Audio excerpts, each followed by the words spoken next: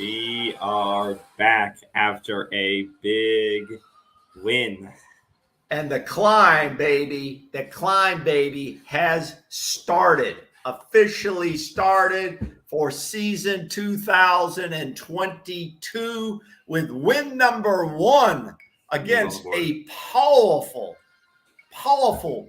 Duquesne Dukes team from Pittsburgh, Pennsylvania, baby. It'll probably be the only game where I didn't have to drink during the game all season. So that's the only good thing is I got to relax, didn't have to really worry about anything. But that'll probably be the only time because next week it'll be all stress the entire game. So. Well, I actually agree with you on that. Except I didn't get to relax as soon as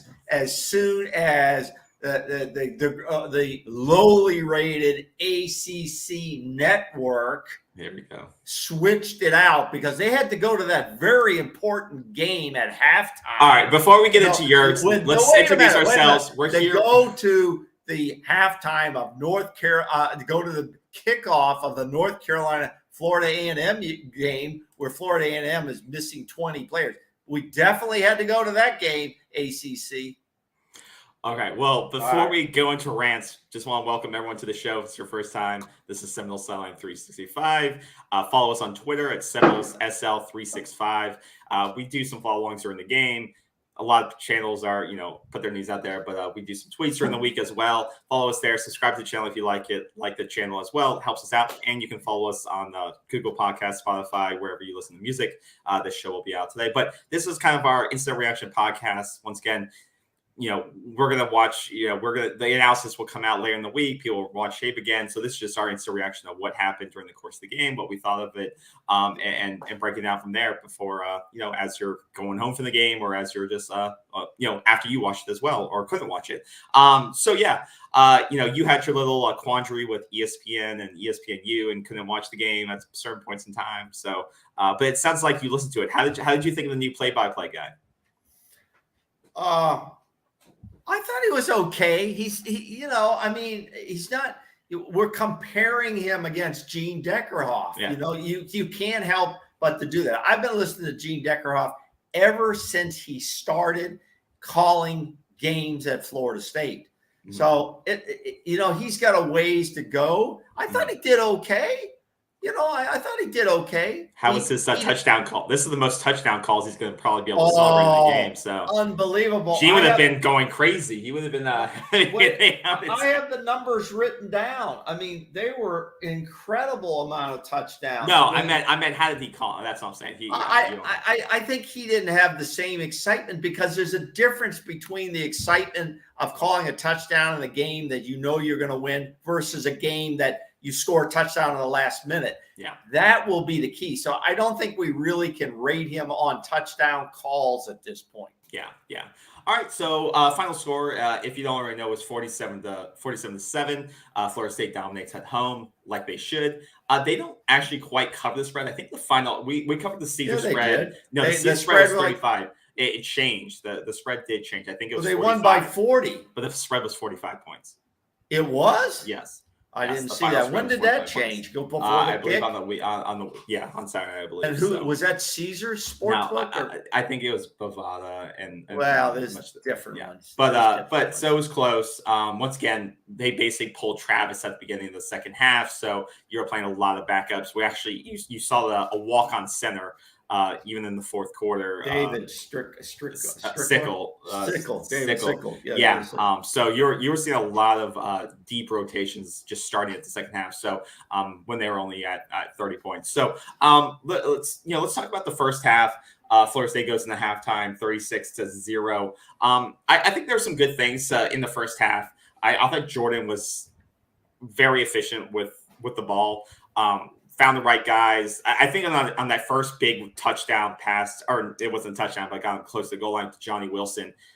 They showed on the ESPN the way that he looked off the safety to the left and then found Johnny on the right side after that safety bit up on the cross route, and he found Johnny long. I thought that was a great maturation of Jordan Travis as a quarterback, where he didn't just stare down the receiver, his main target. He looked left, pulled the safety over, and then got Johnny deep. And that's what you want to see. And Johnny, for the athlete he was, big 6'7", was able to beat his one-on-one defender and get deep and catch the ball. One thing on that play, though, that did concern me is that, well, one, Johnny did seem to get hurt on that play, but two, he seemed to still try to catch it with his body. And that's something that I think that's one of those things that Johnny, we're going to have to see out of him, because he did drop previous to that, seemed to be a touchdown pass closer to the end zone that went right into his hands. It was tight coverage, but he dropped it. And on that play, he seemed to try to catch it with his body more than he could have clearly caught it with his hands and his size. So, but it was a great play design, a great catch and throw. And you saw Jordan be very accurate in that first half. I'll start there, and then we can go into more. But what were some of your thoughts on the first half? Well, let's just stay on that. Let's stay on the offense first, and stay on the quarterback receiver thing that you started. And I agree with a majority of your comments there.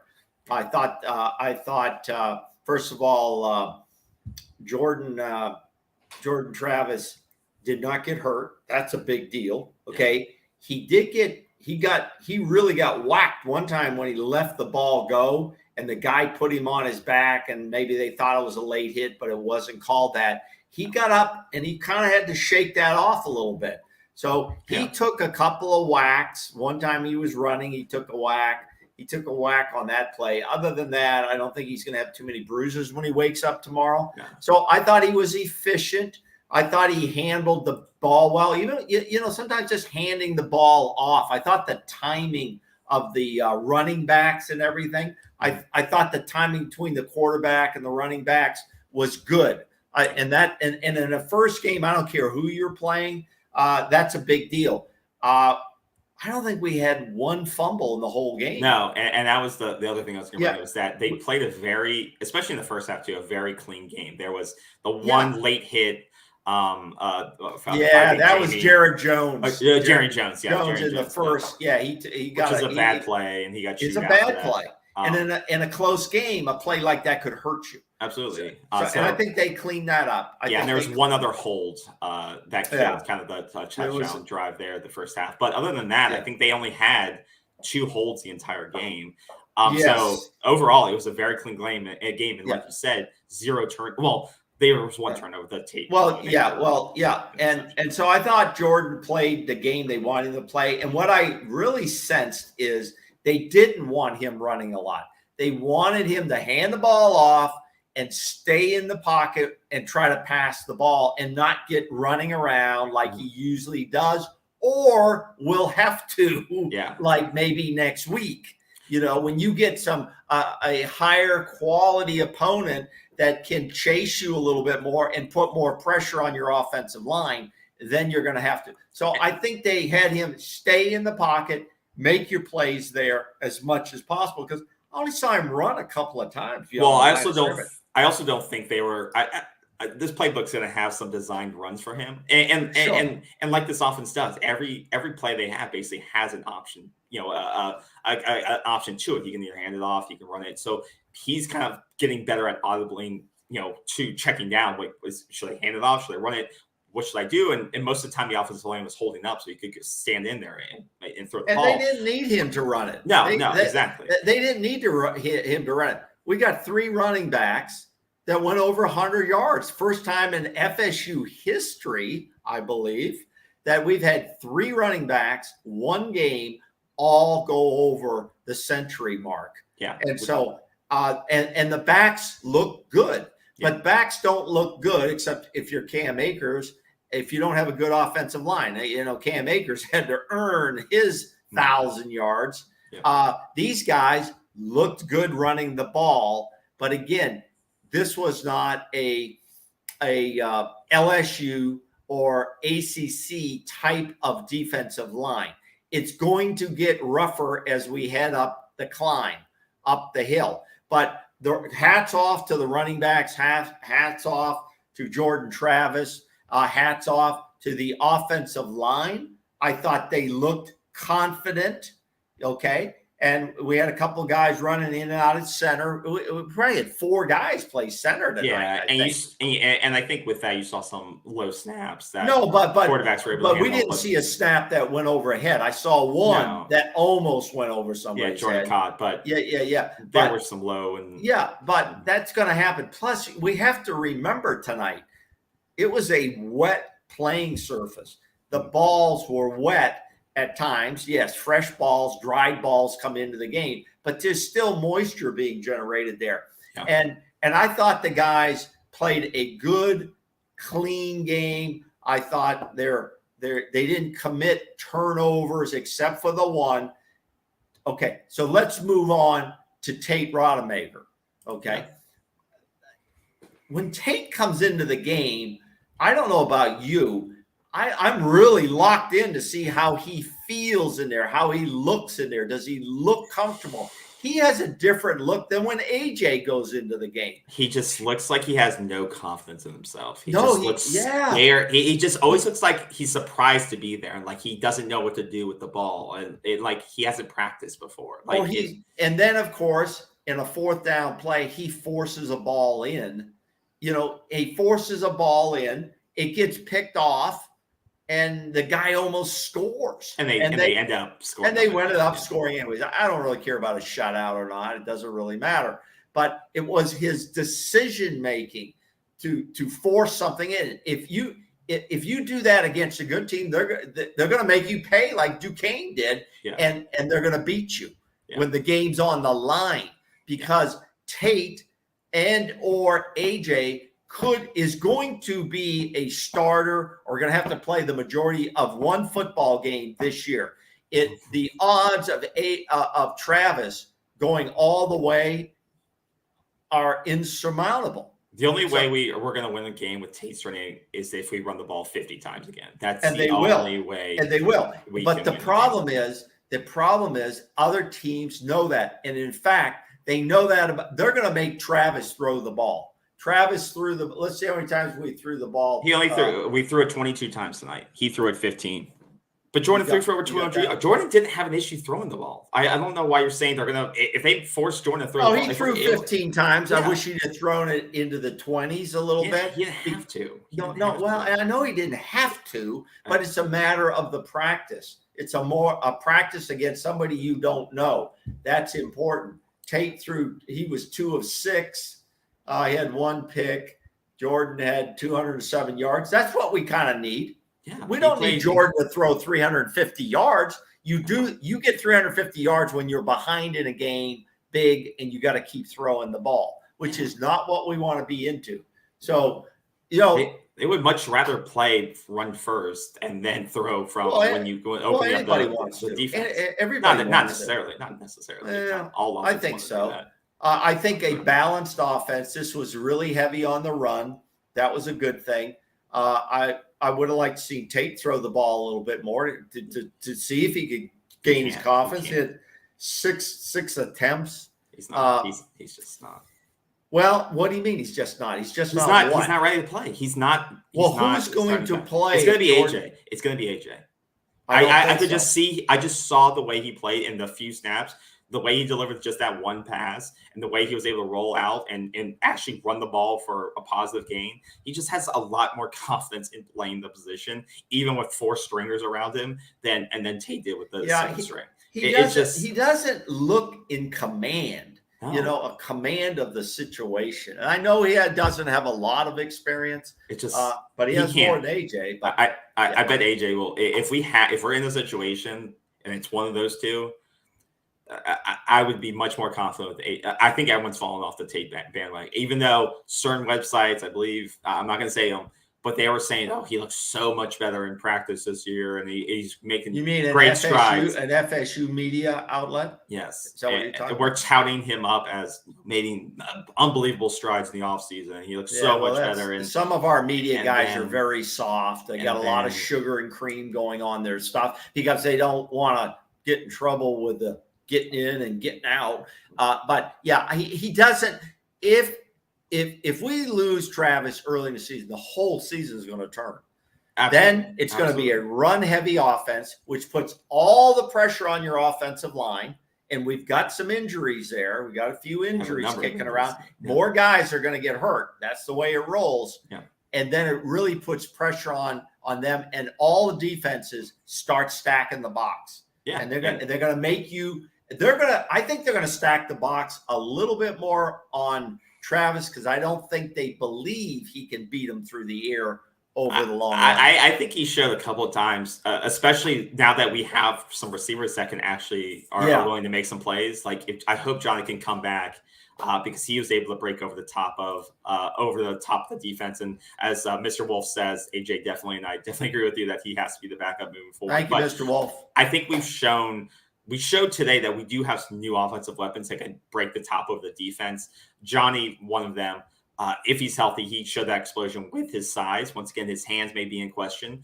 But then you saw Kentron Portier, who's been on this team for a couple seasons. He came out of nowhere. This guy. We haven't talked about him a lot. I think he's a sophomore now. But we have not talked about Kentron a lot. And because I think, once again, we've brought in 3 or 4 transfers on the wide receiver position. So you're like, is this guy going to be able to break through? But with the injuries, he showed up today.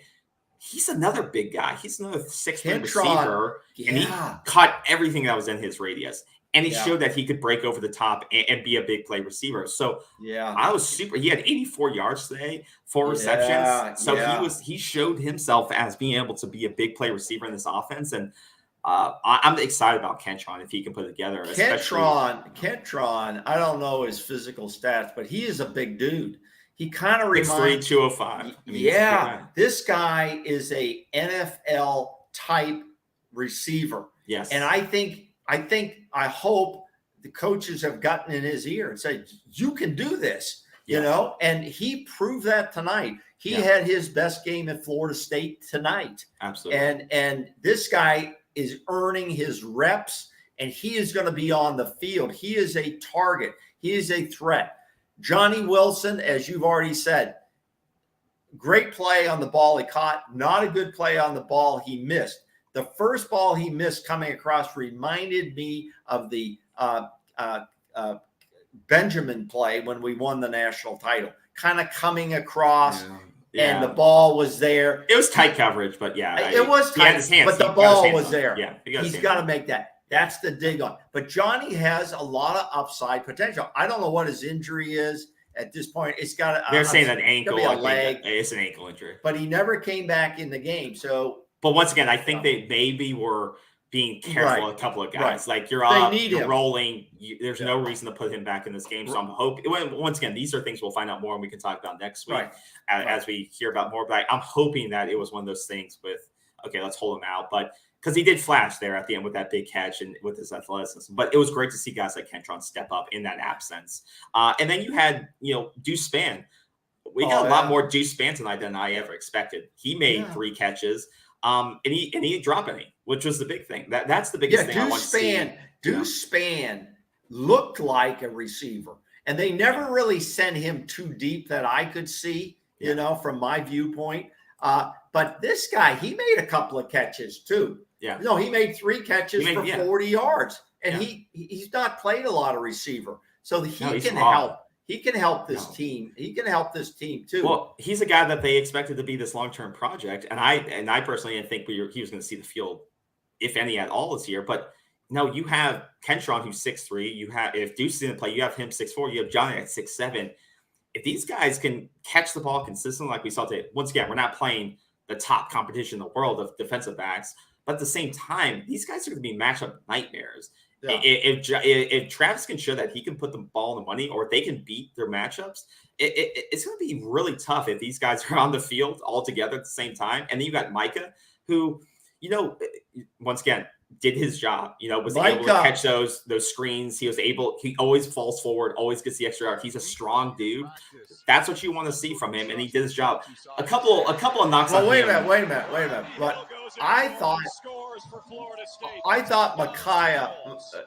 Micaiah Pittman looked very confident on the field. Just how he carries himself. Yeah, a lot of confidence. And I don't care if the balls were short or long. He had 44 yards tonight. Yeah. He looks very confident to me, and he's gonna be on the field a lot. And I think if they can get him the ball in short, he can go longer with that ball. Yeah, he's going to be, I think, Travis's safety valve. Like, that's the guy that you can depend on, that he's going to be open, or he's going to follow you. If you scramble, he's going to look for that play. And you saw that, like, Micah, was looking to find the open space. And I think Micah's going to be the guy that's, like, he doesn't have burners, but he can break a tackle. He's a strong physical guy. He's built well, and he caught the passes that were thrown to him. So I think he's going to be the gadget weapon that Travis can always count on to catch the ball when he needs it. And I think we'll find him being used over the middle a lot more as the season goes on. The only thing to knock against him is that I do wish he had caught some of these punts. A lot of these punts were bouncing, and I once again, I don't have the camera angle to see, okay, could he have gone under it? Could he have pushed up more after he saw the first two, from Duquesne were coming a little shorter? Could he have pulled up on it and caught it sooner so they didn't bounce back 15 yards? That's the only thing. And that's I think that was a lot of what other people say. I'm not sure. These punts. I'm not sure I thought about that. I'm not sure I totally agree with you. I wrote most of them down. Here's the good news. There was no botched punts. Okay. Except one that hit the ground and almost hit a player, which drives me crazy. Yeah. When we got guys there trying to block, they don't know where the football is. It comes down, it bounces around. Yeah. We've seen that in games. It hits a guy and he doesn't even know he gets hit. Yeah, you got to know where the football is. But I think some of that, because of the weather, it was a moist night. But and wait, hold it. And we're up big. And I'm probably going to tell, I know you could do it for practice. I get that, but maybe the coaches said, if you don't give a good shot at this ball, just let it go. Just let it hit. It's going to bury itself. It's like a golf ball on a wet green. Man, it doesn't bounce. It just goes in. Maybe. And so on. That's my impression, that they might have said, just stay away from the ball, let it go. Like you said, why risk it? We can move the ball on these guys. It's not a big deal. Yeah, but I like you said, that could have been the game plan, like you said. But I think in the future, those 10, 15 yards of bounce can make a difference. So maybe something to tweak, like you said. He's not. I don't think he was afraid. I think it was more what he was being told by the special teams. Sure. That could definitely be the case. And then to wrap up the offense, obviously the running backs, they looked fantastic. Awesome. Trey, who I talked about last show, he's the real deal. I know we're playing Duquesne, but the guy broke tackle, and that's the biggest. A guy who can break tackles, who can break tackles against a lot of people. Like, you cannot arm tackle Trey Benson. You're going to have to chop him down to get him on the first tackle. And like he did in the spring game, he was breaking tackle after tackle, as the ESPN crew was saying. 100 broken tackles in the game, but don't even mention those commentators. Don't get me going on that. Okay, but he looks like I said, he will be running back number one. I don't think we'll have a number one running back, so we'll do this rotation. But he is, I believe, the most complete running back we'll have had in a while, because he has the speed, he has the strength, and the size, and he's shifty. I think he has all the intangibles to be a great running back. Now, I don't think we really got to see his hands tonight, so I don't know how well he can catch the ball in the backfield. We didn't see many of their hands. No, they really didn't use them in the passing. I'm surprised they didn't use that a little bit. Once again, it was not a necessity to, but like you said, it would have been great to kind of see it. But that was the only thing I haven't seen out of him. What it does, it puts on tape something that LSU would have to guard against, which widens the field. No, but that's the other thing too, is that I believe, and I tweeted this out before, I think that we were going to see somewhat of a vanilla playbook tonight, because obviously you don't want to show plays that you may use against LSU. So it's not about them game planning against it. But I think you go in, you use, if you can just run it down their face all night, you run it down their face, because then you don't have to expose more of your playbook.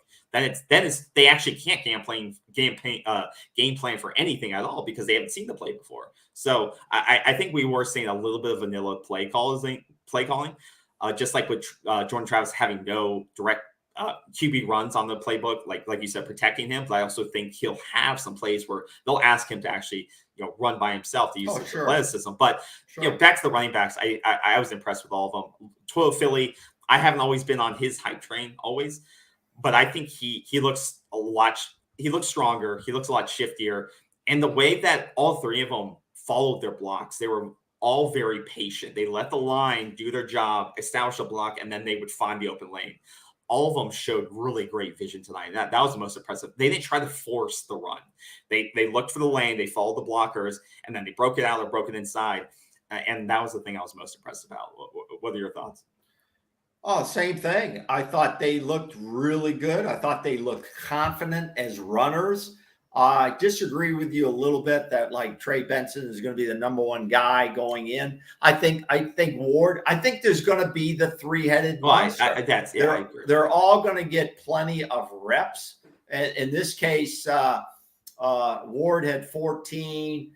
Benson had 11, and Toafili had 13. So I think you're going to see a mixture of this because that's what Coach Norvell has done, and he's done it. If you have the guys to do it, it keeps those legs fresh, and later in a game, it can pound on a defense because they're wearing down, and that 1 foot can make a difference. So I don't think he's going to say one is over the other. No, when they ask him, they're going to say no. I just meant talent-wise. I believe Trey talent-wise. Okay, well, I just think he's the most complete back on the team. If you had to go with one guy, if everyone else was going to get hurt, I think he could carry the team for you. Yeah, that'll play itself out. We'll see. But I'd love to see them all get equal hands, and whoever's got the hot hand. But in these early games, they're not in total game shape, so you need that rotation. Yeah.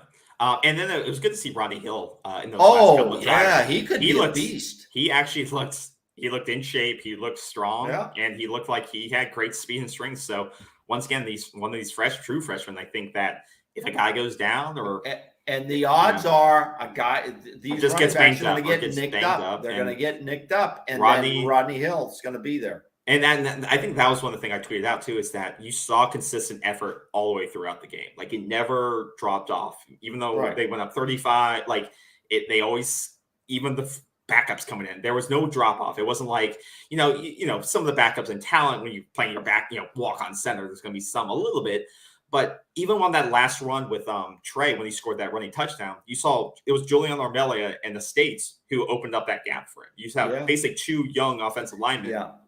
Who broke that. So, and that's the things you want to see is the young offensive linemen. And I think the last thing to note, but we're going longer on this than I think we expected, but the offensive line, I think they played okay. I think they definitely generated some holes from the running backs. The running backs did a great job of following what they broke open for them.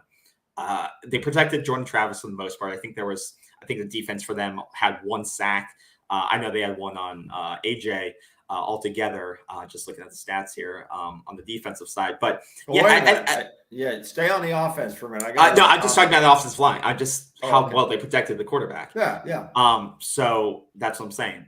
Yeah, but the starters were out of there when AJ was in there. Their starters were out of there when Tate was I think they got one.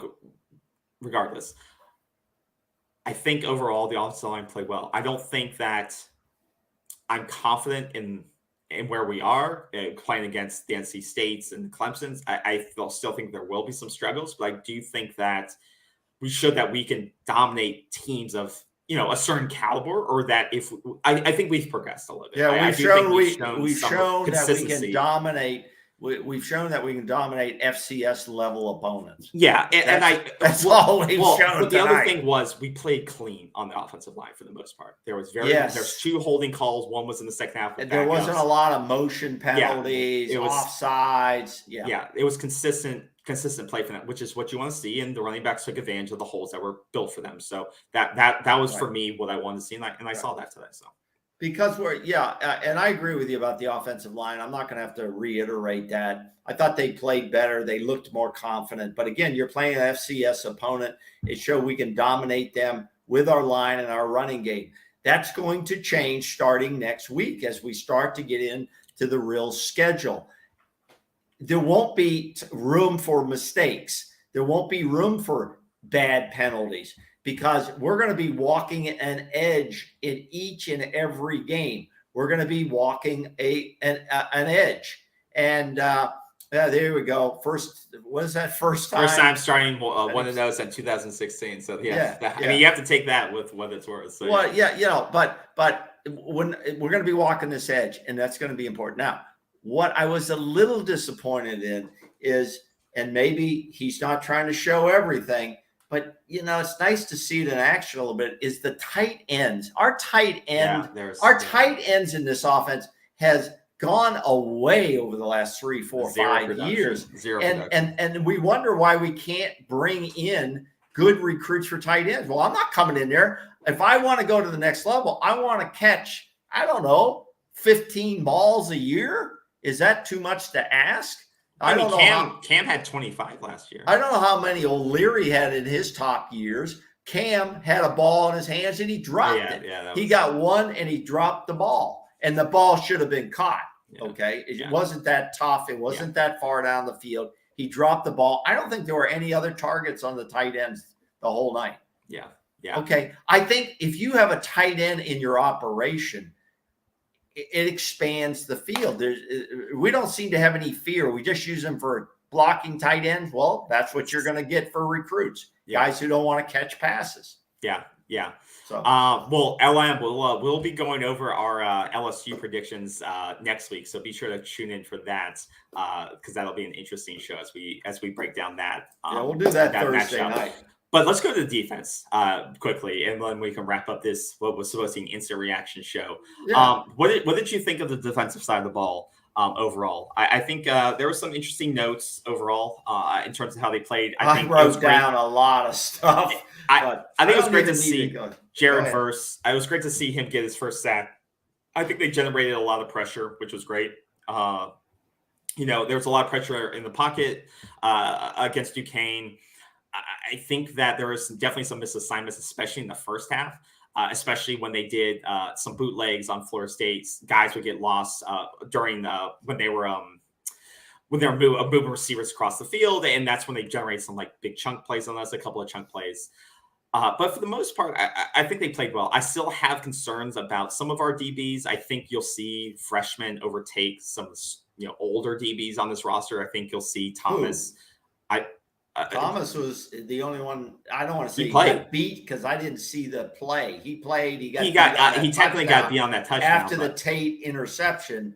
I didn't see what happened, and he had an interference call. So I didn't see those on the. I'll have to look back. I just think that the good things about I'll say.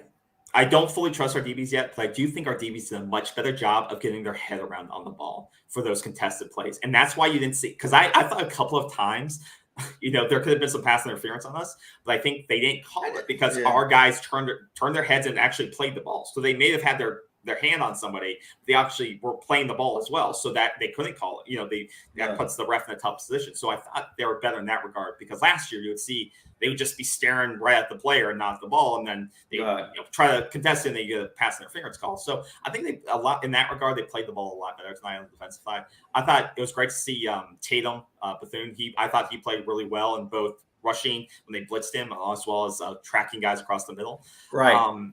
And so, but yeah, I was a little disappointed we didn't generate more sacks altogether. But I think.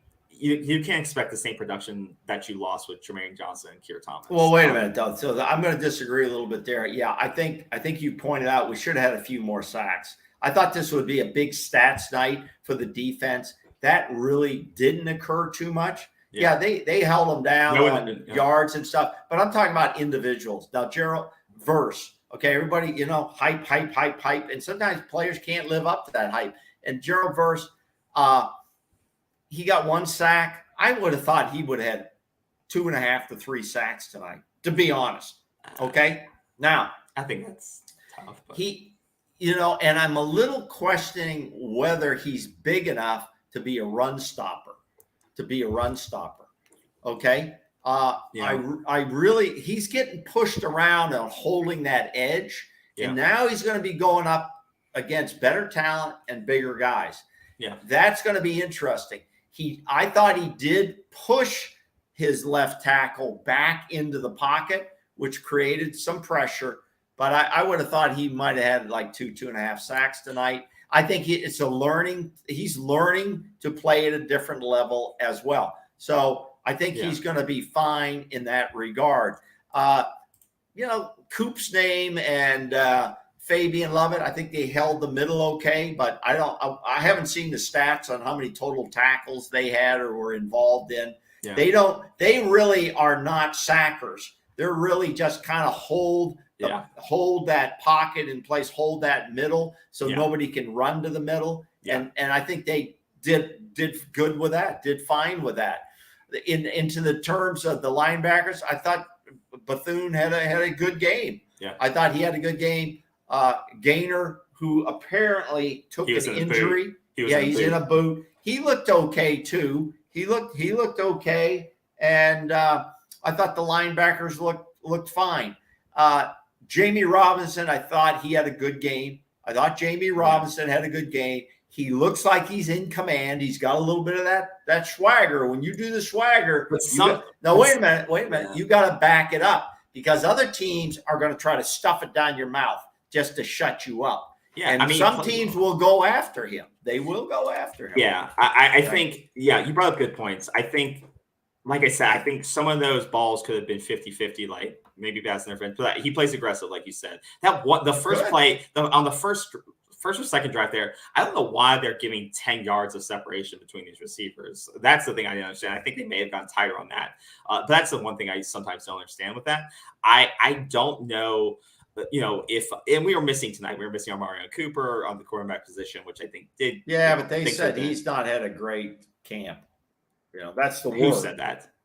That's the word on the street. I don't have a direct source of that. I'm not there to see what's going on, but that's the word that he did. And he's nicked up a little bit. I understand. I think he's probably a decent player. I think he is too. I'm not saying he's not a decent player. They just said I just have a great camp. The person I was talking about that I don't think is going to see the field a lot. I think Jerry and Jones is more of a liability than it's worth. I don't think he's just. Well, I think he's still got a good player in this defense. Greedy Vance. I think they're unknown at this point. Yeah, I think we're going to struggle. I think they're both going to struggle this year. We're going to find out more in the next few weeks. Yeah, when it starts next week. Yeah, I think unfortunately they may both struggle, and that's what we need to see. Listen. They're undersized. They're undersized. And Akeem Denton, I didn't hear his name. Did I? Well, maybe that's good. Well, maybe that is good. But usually, I mean, we can't complain too much. They gave up 164 yards. No, I'm not saying you are. I'm just saying we as a fan base can't complain too much because we only gave up 164 yards of offense. Overall, they did their job. No, it was great. This is one of the best defensive efforts that we've had in years. Yeah, there wasn't some even with backups in, they still did their job. They played. You know what? And you make a good point. Even as the game wound down, I didn't see a lot of joking and we used to call smoking and joking on the sideline. People doing crazy stuff and just like rubbing it into the other team's face. No, it's business. This has to be business. Yeah. Every game is going to be business. This team does not have the abilities to take it any other way. It's going to be, many of these games are going to go down to the final minutes of the game. And it could be a play that makes the difference. So we as a fan base have to get used to that. I don't want to see a lot of smoking and joking on the sidelines, as we used to say in the Army. I don't want to see that. Okay. No. I want business as usual. No. Get locked in, Yeah. So I think it was a good effort by both the offense and the defense. And I think that it looked more organized by the coaches, Yeah, there wasn't secondary. No. There was a guy running wide open down once again, I think a couple of times we would see that last year where a guy would be running wide open. They're running Jacksonville State, we saw that. Some guy there was a missed, assignment and blown assignment, and you would see that. So luckily. And the only thing I hate too is when I'm watching it on TV or at the game, and you can see it better on TV at home, to be honest. You don't see all the angles, but you see a lot of them. You do, but right. I hate it when I see the defensive backs go line up on their guy, and we see one of our defensive back goes kind of like this. You ever see them? They go like like they're looking at another guy. They're going like, it's scary. Scares the to know who's going to pick up that guy. And I think like, is this my guy or is that your guy? And I think with some of those chunk plays, when they did some of those rollouts, or when they would go a guy in motion, like either the linebacker didn't pick him up. There was some miscommunication there. So that's something what they should do is just audible in defense, just audible to a zone. Just kind of, because teams are going to try to confuse those guys, and then you got a guy running wide open. Yeah. And that's a problem. Yeah, and I think we got a lot in close things out. Like I think we got a lot. I didn't see a ton of missed tackles. Once again, I need to see. There'll be some stats. I didn't. I thought tackling was good. Like we kind of tried to limit the big play, and I think in the second half we got a lot more tackles for loss. We were able to stuff things, contain it, and you guys saw rushing the ball, which is great. I think the only negative for the defense, one of the major negatives, you forced no turnovers. Once again, turnovers are sometimes luck. Ball tips up in the air, or guy. There was one turnover in a game. That was the Tate interception. I'm saying the defense did. That was it. I mean, for a rain type of game, it was unusual. Yeah. But I would have thought our defense would have been able to force at least one turnover in this game, and we didn't. But once again, turnovers are a lot of luck, so you sometimes can't put as much stock. Okay, how about the kicking game? I was surprised once. We punted once. So you didn't see a lot of that. I was surprised that Norvell didn't kick that. I think they went for it. It was going to be like a 49-yard field goal. Yeah, it was going to be a 49-yard field goal. And he chose to go for it. And I was like, you're up by 30. He wanted to see. But you're up by 30. Why not try to kick a field goal, a 49-yard field gool? You haven't seen if your guy that may win a game. Yeah, exactly. And I was like, that seems more like a game type. I mean, they're both game-like situations, but Fitzgerald's only kicked a 20-yarder tonight. Like, I would throw him out there for a 49-yarder when you had this game already in hand. Yeah. The 2-point conversion play was weird. I know that they had guys in the box. I hope we never see that again. I'd rather just have. Well, that was kind of like Scott Frost in Nebraska. After they scored a touchdown, they did an onside kick and lost the game. They lost, and you know what? And I hope that the media in Nebraska were asking him about that. I'm sure they were. But I hope he don't. And that was really that 2-point conversion was the most involved we saw our tight ends tonight, right? Yeah. Rector threw the ball and he was throwing it to Preston Daniels. That was the most involved tight ends for tonight. Wyatt Rector's a former quarterback. Exactly. So he looked like he short armed it. He didn't get back because if he'd have popped it up in the air, I think he would have had a better chance for it. Yeah, it wasn't great. Because that was to a tight end, right? That was to Daniels. Yeah, he was throwing to Daniels. Tight end. So So I would, but no offense to him, I would rather have Jordan Travis in there if we're going to go for it. Okay, but but I don't care numbers. Jordan Travis wouldn't normally be. I know because they had numbers and they were. That was supposed to be a little bit of a trick play, and it didn't work out. If you're just going to go for 2, just go for 2 normally. Put Jordan out there. Well, when you're up, that was the first touchdown, right? Yeah, exactly. So it was 6-0. Okay. But yeah. So overall, like I said, more will come out.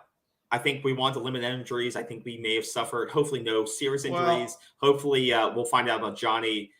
I'm hoping they were just trying to contain his injury so it didn't aggravate things. I think. Yeah, we had a lot of guys out today that they're holding out today. Yeah, they're holding guys out. Ja'Kai Douglas didn't play. He's a weapon. Now, he would have had a lot of yards. I feel Ja'Kai is a guy who can come out of the backfield. He can run the football, and he can catch the football. Yeah, and you will. I almost guarantee you're going to see him next week. But it was so because good he's a valuable asset. Absolutely. And I hope Johnny Wilson does get better.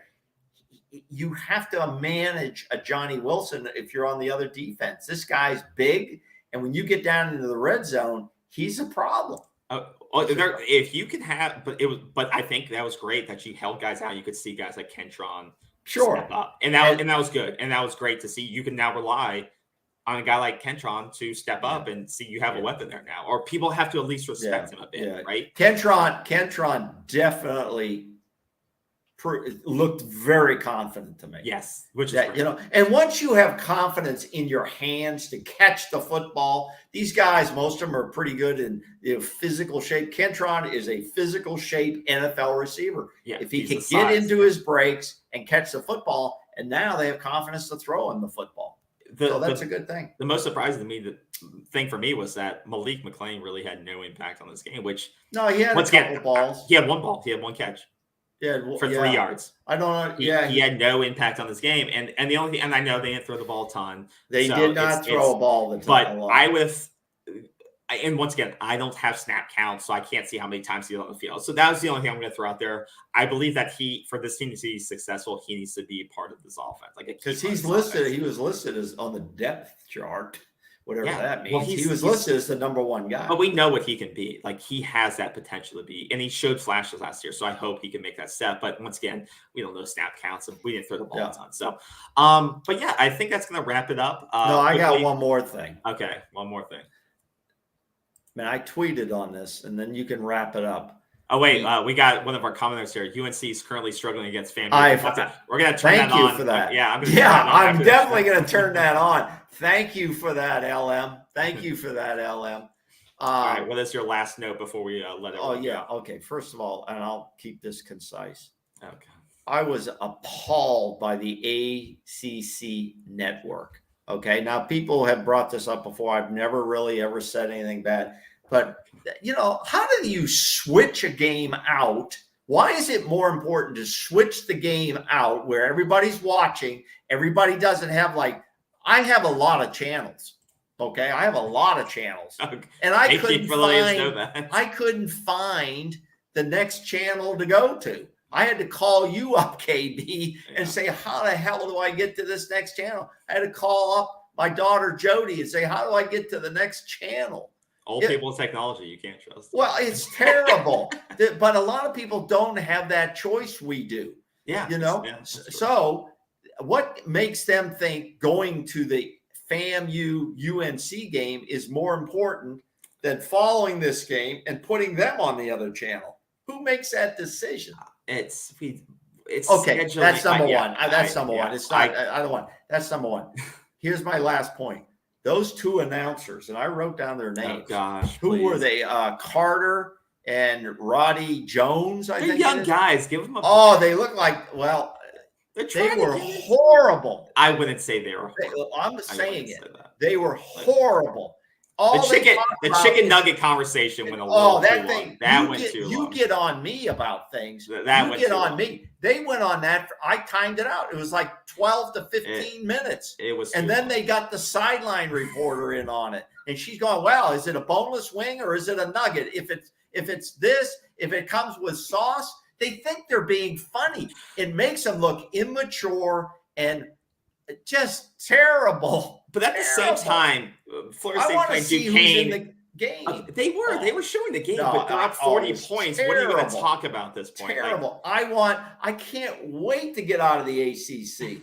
I can't wait to get out of the ACC. It's terrible. I don't think it has anything. I mean, until Florida State plays good opponents or plays better, they're going to get the crap lineups. Look, I wrote it down. ACC. Here's all my notes. ACC Network. Oh, the Nuggets. Give the guys a break. Yeah, I think they're good. The chicken nugget talk was a little chicken. We'll call them the chicken men. The chicken that was too long. But it was terrible. You would have eaten me up on that. I know that. I would give you crap, and I'm giving them crap. You gave me crap about the weather, and who was right about the weather?